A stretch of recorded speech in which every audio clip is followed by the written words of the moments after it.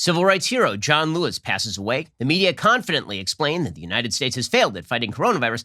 It's not quite that simple, and the media continue to ignore Chinese genocide. I'm Ben Shapiro. This is The Ben Shapiro Show.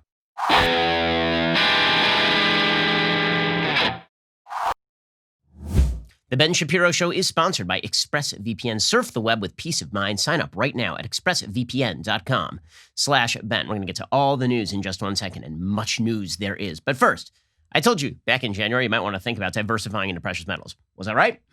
Was I? I was, because that was back when gold was below $1,500. Today, gold is up over $1,800. Why? Well, gold and silver thrive in uncertain times, and this has been a little bit uncertain, right? Between coronavirus and the upcoming election and all of the chaos in our streets, seems like a lot more uncertainty than usual. This would be a great time still to diversify into precious metals. Listen, I have some gold in my portfolio. I think you should too. I trust Birch Gold. They have an A+ rating with the Better Business Bureau, countless 5-star reviews. You can talk to them, have them help you safeguard your investments. They are knowledgeable and they want to help you preserve your savings. You should ask all your questions. You should feel fully informed before you invest. And then when you're ready to diversify into precious metals, go ahead and talk to my friends over at Birch Gold. If you haven't reached out to Birch Gold to diversify part of your IRA or 401k into a precious metals IRA, or just purchase physical gold or silver from them, talk with them today. Text Ben to 474747. Get a free information kit on protecting your savings with gold. Again, text Ben to 474747. When you open an IRA in precious metals before July 31st, you get a signed copy of my last book, The Right Side of History, for free. Again, text Ben to 474747 right now. Okay, so the big news over the weekend is that tragically,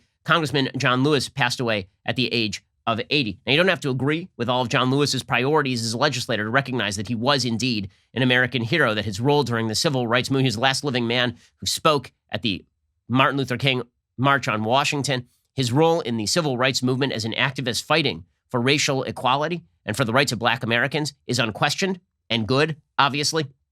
The late congressman's family announced his death with inconsolable grief and enduring sadness late Friday evening, according to a statement from NBC News. According to the statement, he was honored and respected as the conscience of the U.S. Congress and an icon of American history, but we knew him as a loving father and brother. He was a stalwart champion in the ongoing struggle to demand respect for the dignity and worth of every human being. He dedicated his entire life to nonviolent activism and was an outspoken advocate in the struggle for equal justice in America.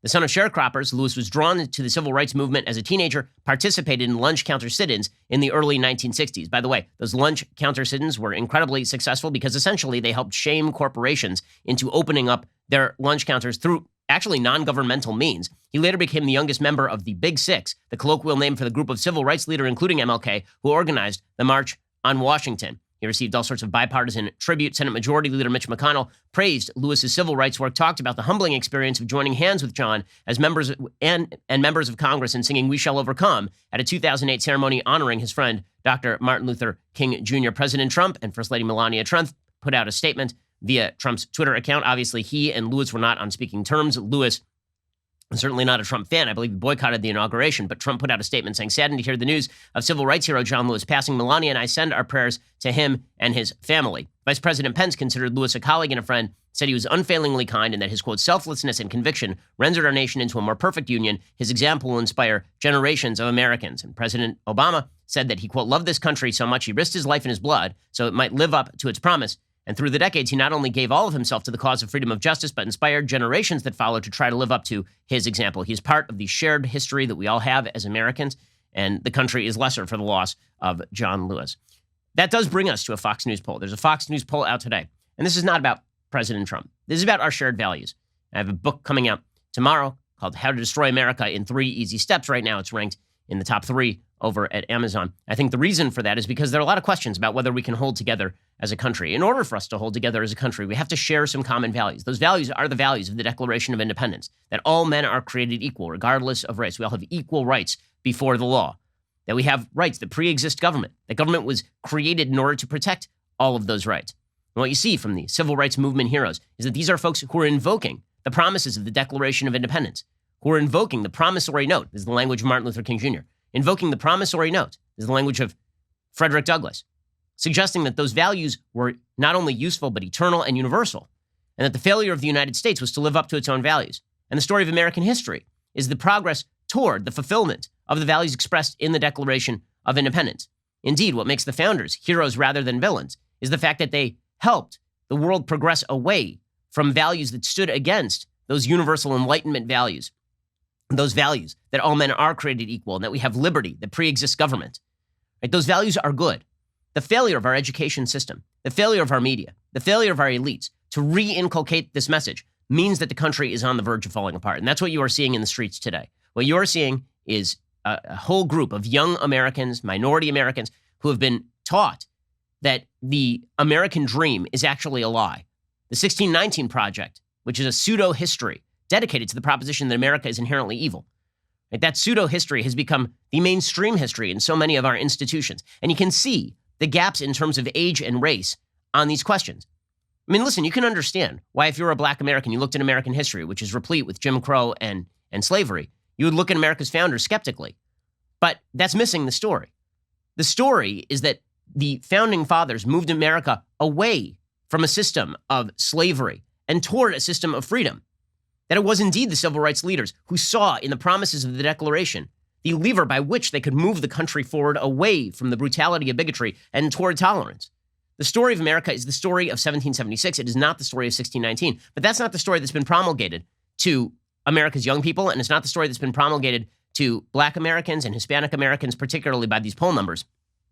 And that's a problem. That's not a problem with black Americans or Hispanic Americans or young people. It's a problem with our system that has failed to teach people the truth about American history and about American values. Because conservatives abandoned the institutional fight and instead went toward the political. Because too many Americans who have a traditionally unionist view, as I call it in my book, have a traditionally unionist view, meaning we want to hold together over our history and our philosophy and our culture. They abandoned the halls of education. They abandoned the halls of media, the halls of Hollywood. And instead, they focused in on winning political victories as sort of a last gasp attempt to stop the march of the cultural left. And that's been a failure. You can look at these numbers. So here is the question, according to a Fox News poll that is out today. In general, do you believe the founders of our country are better described as villains or heroes? Total, 15% of Americans believe that the founders were villains. 63% believe that the founders were heroes. 15% said it depends. 7% said they don't know. So that means fully, almost 4 in 10 Americans don't know or disagree that the founders were heroes. The founders were heroes. Were they flawed? Absolutely. Did they commit acts of great evil that were commonplace at the time, by the way? Yes, absolutely. Does that mean that the evil is minimized? No. What does it mean? It means that when we look at the contributions of the founders, we are not looking at them as slaveholders. We're looking at the values they espoused that led to the rise of the greatest, most free, most tolerant, most prosperous nation in the history of the world. The story of the founding fathers is not truly the story of slavery or evil. The story of the founding fathers is the Declaration of Independence. Slavery and evil are part of that because that's a universal human sin. But to look at America and see just the bad, which is the purpose of so many of the disintegrationists in our society, is to misread the history. Yes, we should obviously look at the sins, the evils of American history, as a corrective to a completely whitewashed version of American history. But the evil does not overcome the good. The story of humanity, the world over, is human sin and human flaw and human evil. The story of the American Revolution is the story of putting in place a system that would gradually, over time, vitiate those sins. That's the story that needs to be told. So that poll number that shows 63% of Americans think the founders were heroes as opposed to 37% who either don't know or don't think that they were heroes, it's a pretty devastating poll. It means that a very close majority actually believe in the foundations of the country. And when you look at the demographic breakdown, it's even worse. 39% of black Americans believe that the founders were villains. Only 31% believe that the founders were heroes. 16% said it depends. 14% said they don't know. If a plurality of black Americans believe that the founders were villains, that's going to be a problem for the future of the country, because if the founders were villains, then the values that they espoused are villainous values. And this is the perspective of the Nicole Hannah-Joneses of the world. This is the perspective of the Robin DiAngelos of the world, that America's system is in and of itself cruel and racist and vicious. 26% of Hispanic Americans believe the founders were villains. 44% believe they were heroes. 21% say that it depends. 8% say they don't know. So blacks and Hispanics, a plurality, at least, well, actually a pure majority, refuse to say that the founders were heroes. By the way, this holds true for young Americans as well. Right? This is not just a racial thing. This is a failure of our educational system. If you look at Americans who are under the age of 45, 50% say heroes, 23% say villains. But if you look at under the age of 30, it gets worse. Under the age of 30, only 31% of Americans under the age of 30 believe that the founders were villains. Only 39% say the founders were heroes, which means over 6 in 10 young Americans under the age of 30, over 6 in 10 believe that the founders were not heroes, which is just devastating for the future of the country. Again, if you're going to have a country, any country, not just America, any country that holds together has to share a common set of values. They have to share a common history. They have to share a common culture. Now, the values, the history, and the culture of the United States are embedded respectively in the Declaration of Independence and the Constitution, in our cultural institutions, institutions like church, our education system, our media, right? Values of entrepreneurialism, values of virtue, and in a common history. And when we look at our history, again, we have to acknowledge all the sins, we have to acknowledge all the evils, but we have to recognize that American history is a glorious thing. It is a glorious story of overcoming those sins of human nature.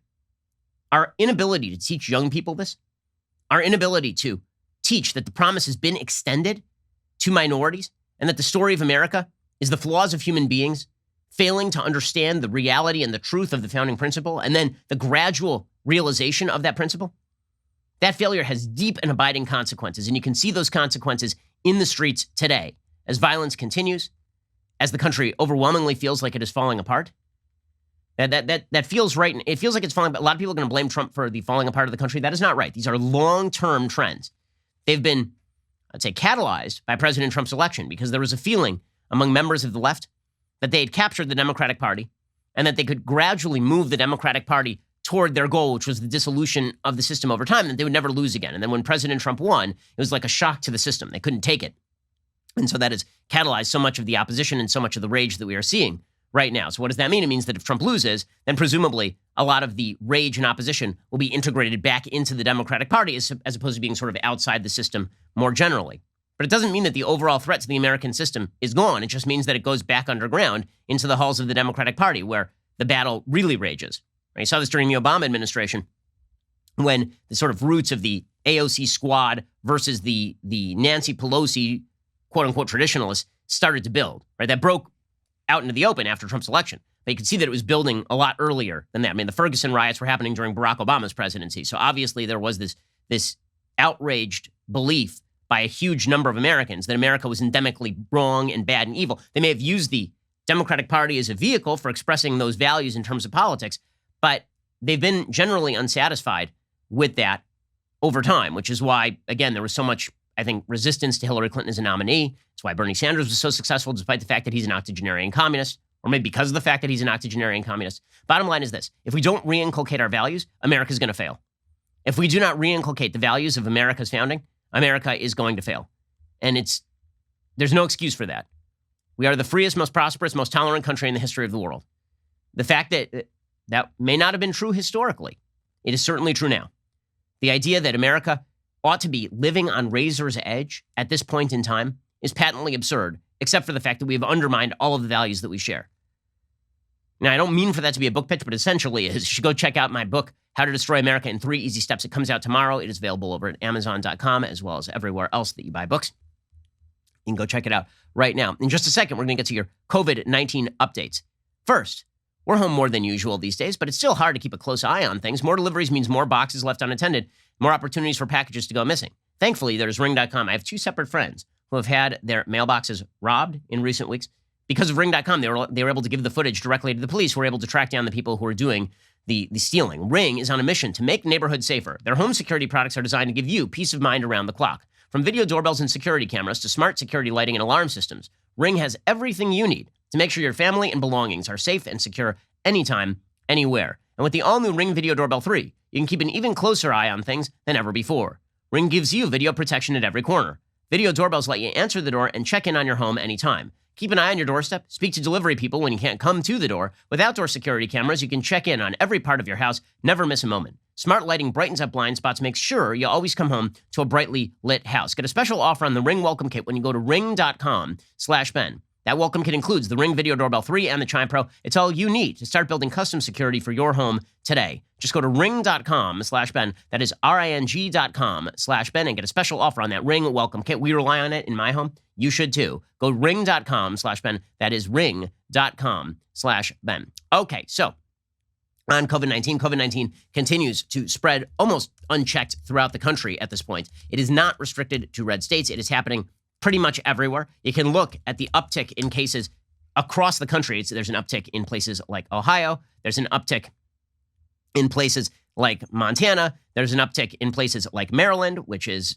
a blue state with a red governor. There's an uptick in Colorado now. There's an uptick in Puerto Rico. There's an uptick in Rhode Island, right? You're seeing a rise in cases that is happening essentially across the country. You're also seeing a sort of flattening out in the death rate, at least at this point. What we have seen on a day-on-day level is that we're hovering around 1,000 deaths a day, somewhere from 800 to 1,000 deaths a day over the last few days. None of which is good, right? I mean, these are all bad numbers, obviously. But what it does suggest is maybe we're starting to see a flattening out. We're certainly starting to see a flattening out in terms of the hospitalization rate in places like Arizona and Texas. Unclear whether that is happening in Florida, although there are early indicators that may be happening in Florida. The real issue here, as I discussed last week, is there may not be any great answers here. Now, I know the media want to promulgate this notion that there are basically two answers to this and two answers only. One is mandatory masking, and the second is lockdowns. The media love the lockdowns. I mean, they really love lockdowns. And the idea behind this is that if you want to prevent the spread of the disease, you have to keep people cooped up in their homes. Now, the problem is that that's not an actual solution. And we all know this. This is not something that can last interminably. The Europeans know this. The Israelis know this. Everyone all over the world is trying to figure out how they can reopen and when they can reopen and how much spread they can allow when they do reopen. The lockdowns were never meant to crush the curve. Now, this is a new phrase. Remember, it was flatten the curve before, right? You remember flatten the curve, right? Flatten the curve was all sorts of fun, right? It was 15 days to stop the spread, and you had the giant spike, and then you had the lesser spike, and I'm just going to draw the quick chart for you right here. You can see this line here represented medical capacity, and then you saw the big wave over here, and this is the one you wanted to avoid, right? Because everything that was in this shaded area was going to be excess death. The medical system was not going to be able to integrate these folks, and these people were going to die. What we were looking for instead was a broader, longer curve, right? The broader, longer curve, that meant there were still going to be a lot of cases, but it also meant that fewer people were going to die. And now, what's been weird about this is now we are talking about crushing the curve. So the idea about crushing the curve is that in order to prevent all transmission of the disease forever, we should just stay home forever. And now that has never been a solution. That's never been a solution. The full lockdown policy has not been a solution. So the real question is, are we threatening the system? And if we are threatening the system, then what you're going to have are sort of intermittent letting people out and putting people back in. And this is what this is nothing new. This is what the quote unquote experts were saying at the very beginning. They were saying there are going to be alternating policies of sort of quasi-lockdown and half lockdown and freedom, and we're going to have to vary it based on county. This is what the experts were saying. And then when that happens, the entire media suggests, oh my God, we're all going to die. Oh my God, we're doing it wrong. And you know who's really doing it wrong? Those red states. And then you look at the numbers, and what you see is that blue states are getting hit too. Colorado's getting hit too. California's getting smoked right now. Now, I live in LA County. LA County's looking at another lockdown right now. Not just another lockdown. They're looking at a full stay-at-home order. Now, Eric Garcetti says the coronavirus is spreading in the city to the point where a new stay-at-home order might have to be issued. He said we're on the brink of that. He said this on CNN. He declined to be more specific. He said we have to be surgical rather than a cleaver that would just shut everything down. He said he agreed earlier restrictions had been relaxed too quickly. He said mayors often have no control over what reopens up and what doesn't. That's either at a state or a county level. But he added, it's not just about what's open and closed. It's also about what we do individually. Okay, let's be real about this. LA never opened. Okay, I've been here. LA did not open. Okay, there was a mild reopening, and then it sort of clamped shut again. So the notion that lockdowns are the answer to this thing in the long term or even the midterm is just not right. Meanwhile, the sort of red-blue gap that supposedly existed, it doesn't really exist. You're seeing an uptick in cases in places like Colorado. You're not seeing it to the extent that you've seen it in places like Florida or Texas, but that's because it's not as hot in Colorado right now. But you are seeing an uptick in Colorado. That's because Colorado opened at the same time as Georgia. One of the reasons that you've seen an uptick across the South is because the hotter it gets. By the way, I expect that because there's been a heat wave in places like Washington, D.C., you'll see an uptick there too. Because of the heat, people are being driven inside to air-conditioned closed areas, and this means that you're seeing a spike in cases. None of this should be surprising, right? It's not supremely surprising. But again, we moved from flatten the curve to avoid spiking over the healthcare capacity to crush the curve, which supposedly means that you're just supposed to stay home forever. Well, that's not going to work. Right? This notion that this was ever going to be a consistent policy, that as we reopen gradually, there would be no setbacks along the way. I don't know where this came from. I seriously don't know where it came from. So the NIH director yesterday, he said, well, the big problem here, this is Dr. Francis Collins, is that states jumped over the CDC recommendations. They moved too fast here. Or alternatively, whenever you let people out of home confinement, there's going to be a spread in cases. I literally said this every day for months, that the only purpose here was to allow us some time, to buy us some time, right, to allow the medical system to get better at this. And good news, the medical system did get better at this. The rate of ICUs to hospitalizations is down. The rate of deaths to ICUs is down. Younger people are getting this, which you don't want anybody getting this, but younger people getting it is a lot better than older people getting it. And even when people are getting it, we now have better treatments. We know things we didn't know at the very beginning. Simple things like flipping people onto their stomach can sometimes help prevent putting them on a ventilator. But here was the NIH director saying, the big problem is that states jumped over CDC recommendations. Listen, when you're a government actor, I understand the incentive structure. The incentive structure is to always say people weren't cautious enough, and that's why all this happened. Here's the reality. What happened here was, by all indicators, fairly inevitable. It has happened in every single state. Every single one, without regard to politics. Okay, the only states that have not seen a major uptick are states where there are no people. Okay, Alaska has not seen an uptick because there were no people. Maine has not seen a significant uptick because there are no people. Wyoming has not seen a significant uptick because there are no people. Where there are lots of people, there's lots of spread. And when you reopen, there's going to be a little more spread. And that was never the question. Again, the question was not, are people going to get it? The question was, is it going to swamp the healthcare system? So far, we've seen no indicators that the healthcare system has been completely swamped. In fact, as we've said, hospitalization rates are going down. ICU rates are going down. Death rates have been going down since their peak. When we talk about how Texas and Florida, they're the new New York, no, they're not even close to the new New York. New York was losing like 1,000 people a day. Texas and Florida, as bad as they have been, are losing like 130, 140 people a day. That's terrible. That is not New York rates. Anyway, here's the NIH director saying the big problem here is that people opened up too early, even though, by the way, many of these states opened up in early May, and we didn't see a spike in terms of case rate until like mid-June, like approximately 2 weeks after those mass protests in the streets. You remember those? Here was the NIH director. We basically did a good job in New York and New Jersey and Connecticut with that terrible crisis that happened and took many lives. And if you look to see what's happening now in those areas, they came down very close to zero. But meanwhile, the rest of the country, perhaps imagining this was just a New York problem, kind of went about their business, didn't really pay that much attention to CDC's recommendations about the phases necessary to open up safely, and jumped over some of those hoops. And people started congregating and not wearing masks and feeling like it's over and maybe summer it'll all go away. And now here we are. Okay, I frankly cannot believe that America's public officials are talking up New York. It is unbelievable to me. It's like talking up Italy. How in the world are you talking up the area of the country that got smoked? New Jersey and New York and Connecticut got brutalized. Approximately 37% of all deaths in the United States from COVID-19 happened in those three states alone. They represent like 6% of the American population. That is nuts. To talk up those states, oh, look at what they did. New York, New Jersey, Connecticut, they really handled their bleep. Did they, though? By the way, this is the exact same thing that Anthony Fauci said. And then you ask me to trust the experts? Listen, I'm happy to listen to the experts. When they say blatant bull crap, I'm going to have a tough time believing them. Okay, again, the death rates per million, the states with the worst death rates per million are in order: New Jersey, New York, Connecticut, followed by Massachusetts, Rhode Island, and District of Columbia. All of those areas did exactly what the CDC and the NIH said they should, and they got smoked. So the idea that they've now conquered this thing. No, what happened in New York and New Jersey, the reason they're not seeing an uptick right now is because everyone's dead. Okay, anyway, here's Anthony Fauci. Again, I don't like what's going through his head that he's praising New York's response to this. I just don't get it. We have a problem. We need to admit it and own it. But we've got to do the things that are very clear that we need to do to turn this around. Remembering we can do it. We know that when you do it properly, you bring down those cases. We've done it. We've done it in New York. New York got hit worse than any place in the world. And they did it correctly. They did it correctly?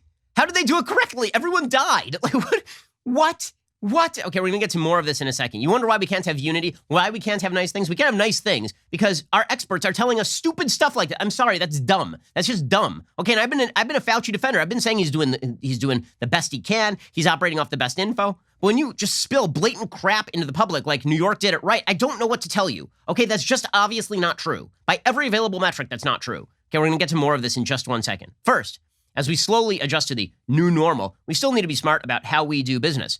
One of those things means, why are you wasting time and energy going to the post office? Instead, head on over to Stamps.com. Stamps.com makes things easier. Thousands of small business owners have discovered the benefits of Stamps.com in recent months. They've been able to keep their businesses running, avoid the crowds at the post office, all from their own computers. With Stamps.com, you can print postage on demand, avoid going to the post office, and you'll save money with discounts at rates you can't even get at the post office. Stamps.com also offers UPS services with discounts up to 62%. No residential surcharges. It's a great service. Here at Daily Wire, there's a reason we've been using Stamps.com since 2017. No more wasting our time. We've saved ourselves tons of time and tons of money, which is what we like to do here at our fully functioning Death Star. Stamps.com, you get great discounts, 5 cents off every stamp, 62% off USPS and UPS shipping rates. Stamps.com is a no-brainer. It saves you time and it saves you money. Right now, my listeners get a special offer. 4-week trial plus free postage and digital scale. No long-term commitment. Just go to Stamps.com. Click on the microphone at the top of the homepage. Type in Shapiro. That is Stamps.com. Enter Shapiro at the top of the homepage. Click on that microphone. Stamps.com. And you get a 4-week trial plus free postage and digital scale. No long-term commitment. Stamps.com. Click on that mic at the top of the homepage. Type in Shapiro. Okay, so again, the media have come up with this narrative. This narrative is there are 2 basic strategies that can be used with regard to coronavirus. One is you lock everything down or we're going to yell at you. And 2 is masking. Okay, again, I am put off by the fact that people who are promoting lockdowns right now are simultaneously saying, and again, that is Anthony Fauci, the head of the National Institute for Infectious and Allergic and Infectious Diseases, and the NIH director, both touting New York as an example of what to do. I don't know how that's possible. I really don't know how that's possible. Andrew Cuomo, he did not, the governor of New York, he did not shut down the subways until the beginning of May. Okay, he didn't clean them until the beginning of May. Even overnight, he didn't clean them. He was shipping elders with COVID back into nursing homes for months. How? How is that the example of what you were doing right? Okay, so the other angle that is being used here is that masking is the be-all, end-all. Now, listen, I wear a mask. In fact, I insist that everybody in my immediate vicinity at the office wear a mask. I take this stuff very seriously. The evidence on mask wearing is mixed. Okay, let's be frank about this. Dr. Scott Atlas at Hoover Institute from Stanford University, he has said the evidence is mixed. The CDC says the evidence is mixed. The WHO says the evidence is mixed. Now, if there is the chance that is going to lower the rates of transmission, then out of an abundance of caution, I recommend masking. Okay, so I've never been an opponent of masking. I've never thought it was a grave infringement on my liberty to ask me to mask up when I go into a highly crowded area. I've always thought, okay, seems like a cautious and well-taken step. But the notion that masking is the be-all, end-all, and this has simply become the be-all, end-all because Trump refused to mask. I mean, it really is that. Right? If Trump had not said anything, or if Trump had come out early and he had said, it's a good idea masking, this would not be an issue. But the media were looking for a point of political polarization. Now, here's the problem. The data do not back the idea that tons of Americans are wildly anti-masking. There are some Americans who are wildly anti-masking, but by and large, in the areas where there are the most cases, people are overwhelmingly masking. I pointed this out on Twitter over the weekend. People went nuts. I pointed out that if you look at the areas of the country where there are highest levels of infection, those are also the areas where there are the highest levels of masking. Now, people on the left immediately refused to read my follow-up tweets in the thread, which pointed out that I was not saying that masks don't stop the spread of disease. I was pointing out merely that where people are seeing infections, they are masking. So the idea that people are being overwhelmingly willy-nilly stupid and just going out where there are tons of infections, like in Miami, and not wearing masks is really dumb. I was in Florida for a couple of weeks. People were masked up, right? As things were happening in Miami, everybody was wearing a mask. Okay, in LA, everyone wears a mask. The basic idea the media have put out there, though, is that this is just a failure of masking. Now, there are a couple of flaws in this sort of thinking. And so here is a poll. It was put out by the New York Times, and it shows by percentage how often people from different places say they wear a mask when they leave the house. And here's what it shows. In the Philippines, 92% of people say that they always wear a mask when they leave the house, always. In Mexico, which is just getting smoked right now, Mexico's numbers are awful. One of the reasons that we're seeing a spike in border counties, and there's a massive spike in border counties. Even the New York Times has been forced to now pay attention to this. Vulnerable border counties are now being overwhelmed with new cases. The reason for this is because some people are crossing the border illegally, and because if somebody crosses the border from highly hit Mexico into a border town, it spreads more easily. In the Rio Grande Valley, more than a third of families, according to the New York Times, live in poverty. Up to half the residents have no health insurance, including at least 100,000 undocumented people who often rely on under-resourced community clinics or emergency rooms for care. places like the southernmost wedge of Texas are seeing a punishing surge in infections. Okay, so Mexico is actually a serious problem. You've seen this in Arizona as well, that Texas and Arizona are getting hard hit, particularly in the border counties. Okay, but Mexico, go back to the chart showing the masking rate. Mexico, 85% of people in Mexico say they always wear a mask when they leave the house. In Spain, which got devastated, 84% of people say they wear a mask when they leave the house. So there is this basic idea out there that masking equals really low rates of death. And then people look at Hong Kong, which, by the way, is experiencing another surge. Actually, the Hong Kong government just announced that they are going to mandate masks. It's not just voluntary anymore. They're going to mandate masks, and they're going to go back into lockdown because Hong Kong has seen a surge in cases. Now, the surge in cases in Hong Kong is like 100 cases as opposed to, 70,000 in the United States. But for Hong Kong, which never experienced a major hit, that's a pretty, like they said, basically it's spreading out of control. We can't contact trace it anymore is what they were saying over the weekend over in Hong Kong. But you can see the differential. Okay, so Spain, their death per million rate, the death per million rate in Spain, per million population is 608, okay, which is significantly higher than that of the United States. I believe we're in the mid 400s, death per million rate. Okay, 84% of the population of Spain says they mask. 83% of the population of Hong Kong says they mask. The Hong Kong death rate is 2 per 1 million. 2. Okay, so there's a pretty wild differential there. So if you're looking at independent variables, masking doesn't seem to be the most obvious independent variable. Italy, right, where everybody got wiped out, 83% of the population says they mask. Germany, where they really didn't get very hard hit, 63% of the population says that they mask. The United States, by the way, 59% of Americans say they mask every time they go out of the house. Now, this is all self-reported, so who knows if it's true. Self-reporting social science data is usually the worst, but 59% of Americans say they always mask, as opposed to 14% who say they never mask. Okay, now let's look at some of the other countries on this list. 4% of people in Norway say they always mask. 0%, okay, effectively 0% in Denmark, Finland, and Sweden say they mask when they go out of the house. 9% in the Netherlands, 10% in Australia, 19% in the UK, 35% in Canada. So I keep hearing Canada did this right. Canada's doing it right. Okay, but Canada's not masking. And so what's the deal? France, 54% say they mask, as opposed to 59% in the United States. And yet what we keep hearing is masking, masking, masking. Again, this is mostly because President Trump has not been so active on the masking front, right? Which again, I think out of an abundance of caution, you mask. But the very weird notion that America is not masking, like there's not a lot of data to demonstrate this. Okay, I'm looking at the map right now from the New York Times that shows how often do you wear a mask in public when you expect to be within 6 feet of another person. In all of the hotspots, the numbers are in excess of 80% of people.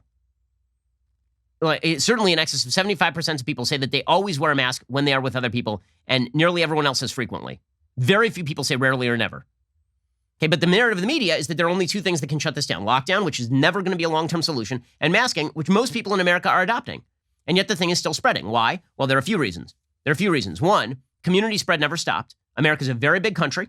And because America's a very big, very populous country, it looks a lot more in urban areas like Italy or New York than it does like Vermont. Okay, that's number one, or like Maine. Number two, the strain that's hit the United States is the European strain, not the Asian strain. So comparing what's happening in Vietnam or Hong Kong or Taiwan to what's happening in the United States is not actually accurate. It's a different strain. The Chinese virus went to Europe. There it mutated. It became about 10 times as transmissible. And that's what's been hitting the United States. Now, the good news is it seems like it was a lot less deadly than the version that was hitting Asia. The bad news is that if it's less deadly and more transmissible, you can still end up with a higher number of absolute deaths. But the way the media are pitching this is that the United States is blowing this. There's a long article in the Washington Post today about how the United States is blowing this, and apparently they say we came out too early and we didn't wear masks. Again, we are masking better than most European countries. The European countries that are masking better than we are have a higher death rate in many cases. And when it comes, these are just pure statistical facts. We are testing more than any other country by a huge margin, an enormous margin. So when we talk about the number of sheer cases being detected, President Trump would be wrong if he suggests that the tests themselves are basically the reason why we see skyrocketing cases. We see skyrocketing cases because there are skyrocketing cases. But he is right when he says that we are seeing numbers, like actual confirmed numbers, because we are doing more testing. That is true, obviously. Again, that doesn't mean that the spread is false. It just means that we are seeing the spread more clearly than a lot of other countries. We're doing more testing. We opened up at the same time as a lot of European countries. We are handling this pretty well in the hospitals. And mask wearing is generally being adopted. But the media's narrative is that we are uniquely defenseless. We blew this in a way nobody else blew this. Here was Chuck Todd yesterday suggesting the United States is uniquely defenseless against the virus. Again, I'm looking at the death rates per million. Okay, this is from Worldometers. I'm looking at death rates per million. And the death rates per million across the world, the United States is not number one. The United States currently ranks number 10 after Belgium, San Marino, Andorra, UK, Spain, Italy, Sweden, France, and Chile. So the United States ranks number 10. Brazil is close on our heels at number 12. The Netherlands is at number 13. Mexico is close on our heels at number 16. The United States is not, in fact, uniquely defenseless against the spread. The United States is struggling with it just like pretty much everywhere else that had community spread without heavy testing and tracing at the very beginning, right? I think we should actually distinguish between nations that never got hit hard, right? They didn't have a key number of early cases and got on it early, and nations where it had already spread so widely that it was community spread before you could even do testing and tracing. Anyway, here is Chuck Todd pushing this notion that America has handled this uniquely badly when, again, the evidence does not suggest that this is true. How did this happen? We are the richest country in human history with an unmatched medical infrastructure and a literate, educated populace. Yet today we stand uniquely helpless among industrialized countries in the fight against COVID-19. A world that once looked up to us to do the impossible now averts its eyes over our failure to do the possible. Okay, again, I'm just wondering what he thinks the possible looks like when we have locked down virtually every part of the country for long periods of time and most people are masking. The national mask mandate from the Congress, I'd like to see Nancy Pelosi promote it. Do it. I mean, let's see if we can get away with this constitutionally. Most people are adopting smart behaviors. By the way, before lockdown, people locked down. Okay, people are generally acting in self-interested fashion.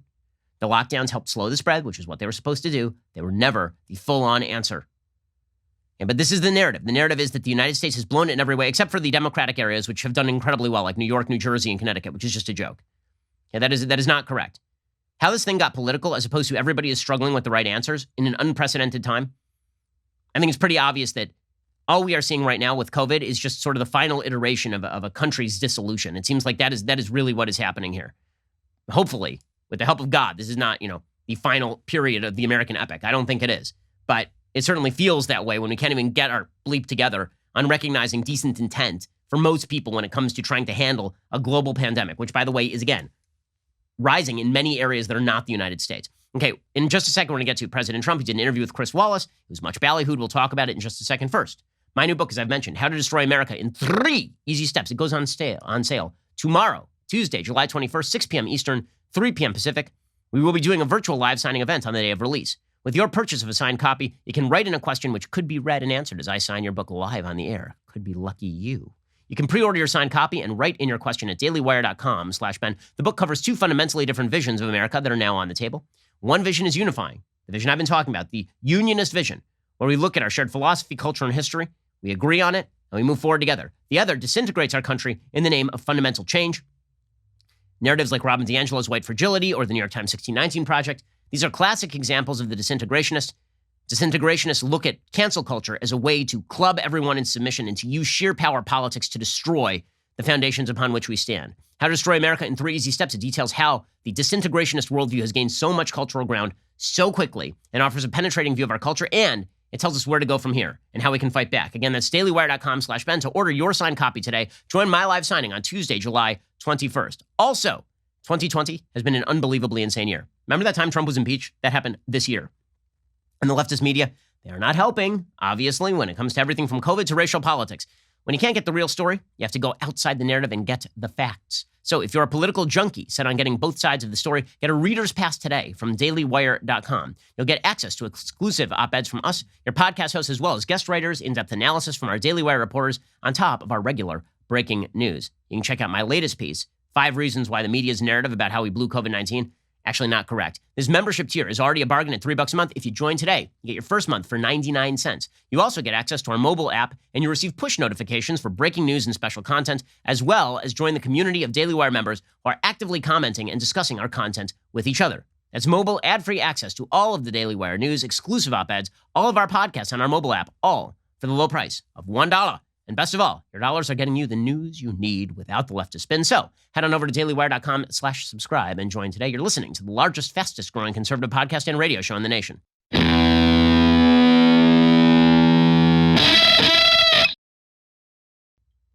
Alrighty, so all of this kind of chaos on COVID-19 has led to people basically declaring themselves virtuous for saying that they're not going to go back to work. There's a piece in the New York Times today called "I Won't Return to the Classroom and You Shouldn't Ask Me to" by Rebecca Martinson. Now, I looked up Miss Martinson. She appears to be, it's hard to judge people's appearances. She appears to be in her 40s, probably. She does not look like she's in her 60s or 70s, which means that she's at higher risk of COVID, but she's not at severe risk of death from COVID. She says that she doesn't want to go back to work. She's a public school teacher. She says, "Every day when I walk into work as a public school teacher, I am prepared to take a bullet to save a child. In the age of school shootings, that's what the job requires. But asking me to return to the classroom amid a pandemic and expose myself and my family to COVID-19 is like asking me to take that bullet home to my own family. I won't do it, and you shouldn't want me to." She became an educator after a career as a nurse. "I teach medical science and introduction to nursing to 11th and 12th graders at a regional skills center that serves students from 22 different high schools in 13 different school districts." She says that her school district and school haven't ruled out asking us to return to in-person teaching in the fall. "Nothing I have heard reassures me I can safely teach in person." So a couple of things. One, we have essential workers, and I mean people who are like grocery stores, who've been working for months. They never stopped working. Are public school teachers less essential than the workers who are staffing the grocery stores? I've been told that public education is the number one most essential business in America, which is why we should be spending oodles and oodles of cash on it. So which is it? Is it essential or is it non-essential? We know the risk to kids is essentially minimal from COVID-19. Why is it that we can't try the solution proposed by my friend John Podhoretz at Commentary Magazine? Bring the kids back to school, have the teachers Skype in if you're so worried. Or why not have younger teachers? But this notion that you are essentially protected from disease when you go to school as a teacher, listen, life is filled with risks. That does not mean that we shouldn't take measures to try and protect our teachers. I know a lot of private schools looking to open. They want to protect their teachers too. And you know what they're doing? They're taking measures to do exactly that. I assume that they would do the same thing in the school district that this woman teaches at. But it's hard to declare yourself an essential worker while saying you're less essential than the people who work at the grocery stores, who, by the way, have been asked to go into work and who are disproportionately young. This is not about the kids, right? It's not. It's just not about the kids. And you know what's going to happen here? There's going to be a vast increase in homeschooling, as there has been over the last year or so. She suggests distance learning. Distance learning has been a giant fail for public schools. I believe the statistic was in LAUSD, 40% of students never opened a computer when they got home. The gaps that are going to emerge, the class gaps here, are going to be incredible. People like me, I can afford to spend time at home. My wife can spend time at home. My kids' grandparents, my parents can spend time with my kids at home. My daughter has thrived in this homeschooling period. She went from being a kindergartner reading at first grade level to a kindergartner reading at third grade level during this period. How many people is that true of who are already struggling with the finances? You want to exacerbate class conflict? You want to exacerbate income inequality? Make sure that people can't go to school.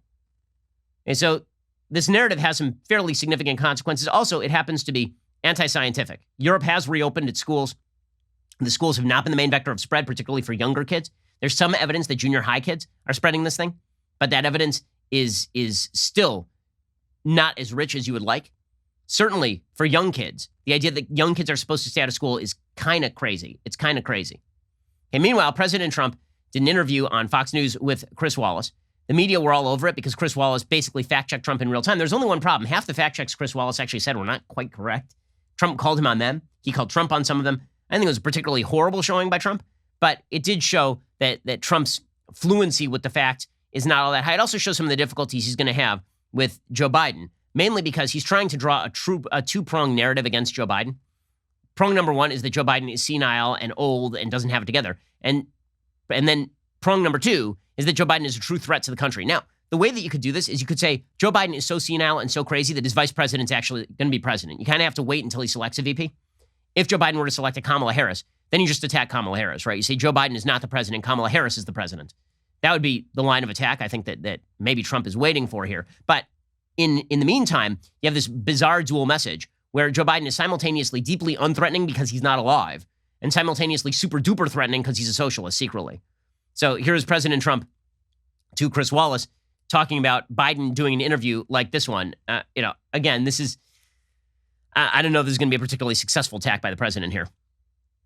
Let him come out of his basement, go around, I'll make 4 or 5 speeches a day. I'll be interviewed by you. I'll be interviewed by the worst killers that hate my guts. They hate my guts.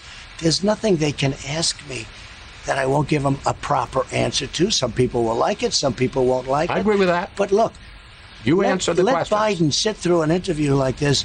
He'll be on the ground crying for mommy. He'll say, Mommy, Mommy, please take me home. Well, we've asked him for an interview, sir. He can't do an interview. He's incompetent. Okay, there's truth to this. There is truth to this, but simultaneously, that's actually not the biggest problem for Trump, meaning for Biden. Meaning that Biden being a not alive person, as I've been saying for months, is actually one of his great assets.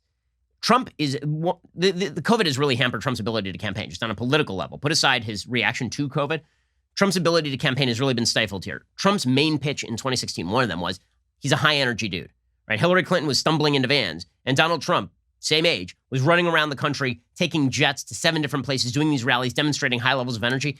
He's boxed in because he can't do rallies right now, and that's really hurting him in a fairly major way. It doesn't help when the president starts talking about his own cognitive facility or faculty. He says that he tells Chris Wallace he passed a cognitive test easily, and Chris Wallace is like, right, but that cognitive test is, can you identify an elephant?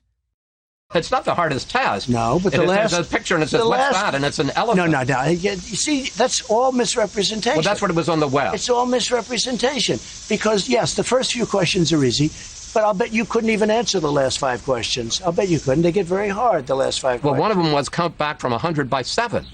And let me tell you, 93. You couldn't answer. All right, what's the question? Many of the questions. I'd get you the test. I'd like to give it. But I guarantee you that Joe Biden could not answer those questions. Okay? And I answered all 35 questions correctly. Okay, I'm sorry. That's not going anywhere. I'm sorry. That's just not going anywhere. This is not, it's a cognitive test, guys. Cognitive tests are not the same thing as like the SAT. This wasn't the LSAT he was taking here. He wasn't taking the medical boards. Yeah, cognitive test is basically, does your brain function? It is not, Chris Wallace is not wrong on this. Where Chris Wallace is wrong is there were certain times here where Wallace just repeated stuff that wasn't true. So, for example, Wallace was confronting Trump on COVID mortality rates, and Wallace was suggesting the United States is one of the worst in the world at dealing with this, and Trump was like, no, we're not, and Trump is actually right here. We have the 7th highest mortality rate in the world. Our mortality rate is higher than Brazil. It's higher than Russia, and the European Union has us on a travel ban. Yeah, I think what we'll do, we have them on a travel ban too, Chris. I closed them off. If you remember, I was the one that did the European Union very early. But when you talk about mortality rates, I think it's the opposite. I think we have one of the lowest mortality rates in the world. We're going to take a look. We had 900 deaths on a single day. We will take a look. Number one low mortality rate. I hope you show this scenario because it shows what fake news is all about. Okay, and Trump is right about this. Again, I read you the stats a little bit earlier. So Wallace actually had it wrong here. So the media were treating it as though Trump got everything wrong here. That is not correct. Wallace got a bunch of things wrong here. Okay, another example of this. Wallace and Trump went at it about whether Biden has threatened to defund the police. And this really rests and it hinges on the question of what do you mean by defund the police? So the left has played a game with defund the police. On the one hand, you have some people who are like, defund the police means completely defund the police. No more police. It's true. Biden said, I'm not defunding the police. Then there's defund the police as in shift funding away from the cops and towards social workers. And Biden basically embraced that. Okay, so just as a predicate, here is a flashback, Joe Biden saying he supports redirecting money from police and then suggests that the police have in some cases become the enemy. Instead of sending 2 police officers with deadly weapons to that Wendy's drive-thru in Atlanta, we could have sent a wellness counselor and a tow truck, and then Ray's Hard Brooks would still be alive today. And his 3 daughters would still have their daddy. Are you open to that kind of reform? Yes, I propose that kind of reform. Surplus military equipment for law enforcement. They don't need that. The last thing you need is an up-armored Humvee coming into a neighborhood. It's like the military invading. They don't know anybody. They become the enemy. They're supposed to be protecting these people. So my generic point is that... Do we agree that we can redirect some of the funding? Yes, absolutely. Okay, we were told that that's exactly what defund the police means by the experts, right? There were full articles in the Washington Post and New York Times suggesting that defund the police means shifting the funding, which Joe Biden embraced. Here is Chris Wallace telling Trump full scale that Joe Biden does not want to defund the police. Liberal Democrats have been running cities in this country for decades. Poorly. Why is it so bad right now? They've run them poorly. It was always bad, but now it's gotten totally out of control. And it's really because they want to defund the police. And Biden wants to defund the police. Sir, he does not. Look, he signed a charter with Bernie Sanders. I will get that one, just like I was right on the mortality rate, Did you read the charter that he agreed to? It says nothing about defunding the police. Really? It says abolish. It says defund. Let's go. All right. Get me the charter, please. All right. Chris, you've got to start studying for these. Okay, he's not right about the platform. He is right, though, that Joe Biden has suggested before that he wants to shift funding away from police, right? So the media are playing this as, look at Chris Wallace really grilling Trump. Trump did okay during this interview. He really did. This wasn't a bad interview for Trump. The big problem for Trump is that until Joe Biden appoints a VP, it's going to be difficult for Joe Biden to be attacked as sort of a threat to the Republic. And the other attack that Joe Biden has kind of seen now, like we all know, man, that's not really much of an attack. Alrighty, so we'll be back here a little bit later today with 2 additional hours of content. In the meantime, go out and purchase a copy of my book, How to Destroy America in 3 Easy Steps, surging up the bestseller charts right now. It is out tomorrow. Pre-order it now and be one of the first to read it. Otherwise, we'll see you here later today or tomorrow. I'm Ben Shapiro. This is The Ben Shapiro Show. The Ben Shapiro Show is produced by Colton Haas, executive producer Jeremy Boring, supervising producer Mathis Glover and Robert Sterling, assistant director Pavel Wydowski, technical producer Austin Stevens, playback and media operated by Nick Sheehan, associate producer Katie Swinnerton, edited by Adam Sayevitz. Audio is mixed by Mike Coromina. Hair and makeup is by Nika Geneva. The Ben Shapiro Show is a Daily Wire production. Copyright Daily Wire 2020. Kanye is back in the presidential race. Trump gives conservatives a lesson on political power, and churches burn around the West. Check it out on The Michael Knowles Show.